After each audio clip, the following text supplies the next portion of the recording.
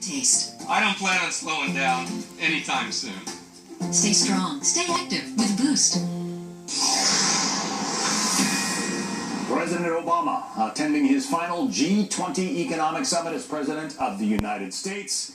Welcome to the second hour of Happening Now on this Labor Day.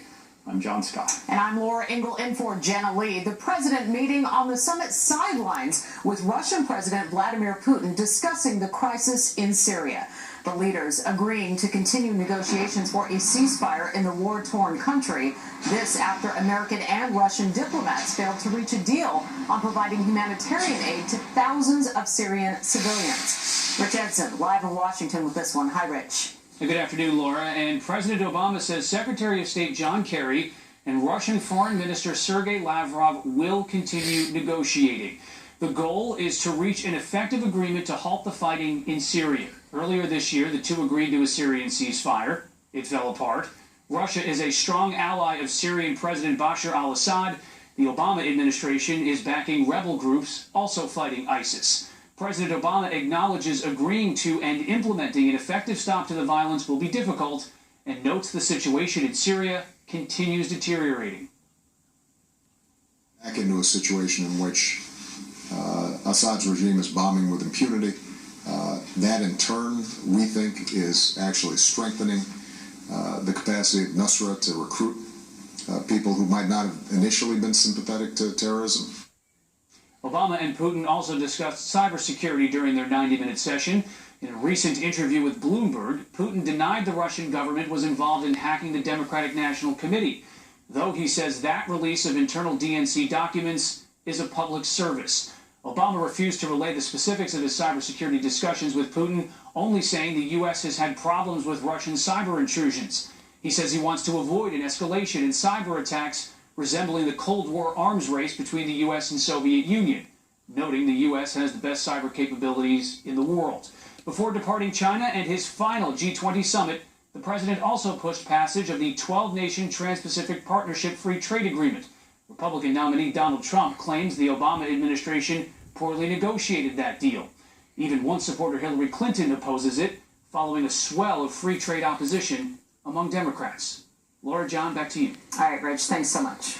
So that conversation between President Obama and Vladimir Putin likely got a little awkward when the topic of cybersecurity came up. Russian hackers stand accused of recent attacks against the U.S., including the Democratic National Committee. President Obama remains tight-lipped about exactly what was said today. Finally, we did talk about cybersecurity generally. I'm not going to comment on specific investigations that are still live and active, but I will tell you that we've had problems with cyber intrusions from Russia in the past. Penny Lee is a former senior advisor to Senator Harry Reid. Evan Siegfried is former press assistant for the Rudy Giuliani presidential campaign and author of GOP GPS. Welcome to both of you. Penny, we didn't hear much from the president about what he said to Vladimir Putin, specifically regarding hacking. And now you've heard all of the information that points to the Russians as having hacked into the National Committee of your party, the Democratic Party. Should the president have done more, said more? Well, I think that he went pretty far in the sense that he, for the first time, said, you know, not only do we have the ability to be defensive and to be able to find out whether or not they have been hacked, but also don't forget, wanted to remind everybody in the world that we also have the ability to go on the offensive. So look, this is a situation, rightfully so, that is being investigated, and you don't want to comment because you don't want to prejudice anything that could be out there. So I think that he was appropriate in his statements and also signaling ahead that we also have the capacity to go on the offense. Evan, what about it? Was the president too muted in his discussion of the hacking issue, or was he playing it about right? Well, the president really has to walk a fine line here. I agree with what Penny had to say, but I don't think that President Obama is going to go on offense. He's never really gone on offense when it comes to dealing with Russia and China and the way they've been trying to hack us and our systems. Look at how he responded to North Korea hacking Sony over the movie The Interview. He just said, oh, well, you know, Seth Rogen's kind of a funny guy and this was ridiculous. We need to put pressure on countries that engage in cyber hacking of our countries and are actually trying to influence our elections, as we're seeing Russia and WikiLeaks trying to do. Yeah, there was another awkward handshake between the two leaders, between Vladimir Putin and President Obama.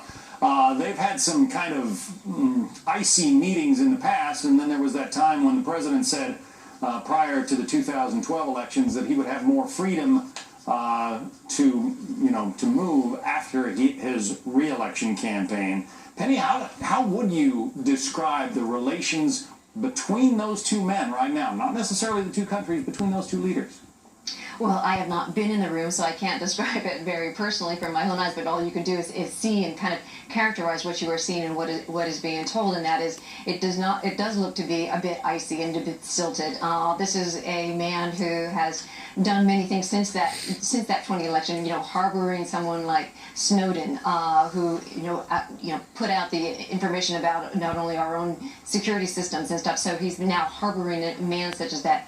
This is someone that has invaded into and annexed Crimea. This is someone that has gone on the offensive in Ukraine. So there's a lot of things that have changed, and I think they've added to the iciness and the stiltedness of which you're seeing in those pictures. There are also problems with China, Evan. The Chinese building those bases on the disputed islands in the South China Sea. They got put down by the World Court for trying to do the same thing, or actually working on doing the same thing in an island chain near the Philippines. It does seem like those two countries, former superpowers, are the biggest geopolitical threats that the United States faces right now. How should President Obama, be dealing with them in his final meeting? He needs to be dealing with them harshly. China is pushing because they know that they can take as much piece of the world pie as they can while Obama's in office. They know that both Donald Trump and Hillary Clinton will be far more strong against them. Really? You think that both candidates will be tougher than President Obama has been? Yes, I think the president has been absolutely weak when it comes to dealing with foreign nations and allowing them to exert influence. Mitt Romney warned us in 2012. He said that Russia was the greatest geopolitical threat the United States faced, and Obama's campaign responded with mocking him. And look what's happened 4 years later. Everything Mitt Romney said was right. So that's the big problem we face. Penny, how do you see it? Do you think that Hillary Clinton, for instance, will be tougher on dealing with the Russians than President Obama has been? I definitely think she will be tougher than Donald Trump. I mean, remember, we still don't know. We still don't know. Look, I think she has proven. I mean, when she was Secretary of State, she worked with Russian officials to be able to put in the sanctions in Iran.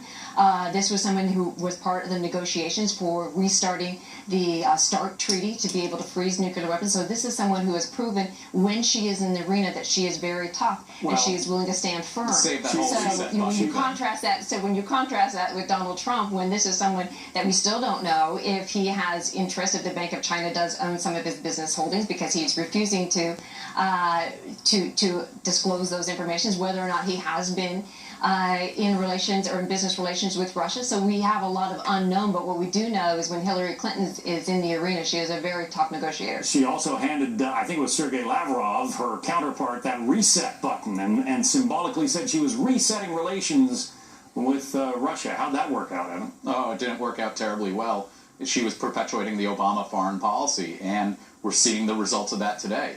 So Hillary Clinton, if she were able to run her own foreign policy, would be able to actually be stronger than what Obama is doing today. Obama has been categorically weak up and down, and it's been a very big disappointment for many people, both on the Republican and Democratic side of the aisle. We have noted that Labor Day is when the campaigns traditionally kick off into high gear. Going to be some interesting months between now and November. Penny Lee, Evan Siegfried, thank you both. Thanks, John. And some weather.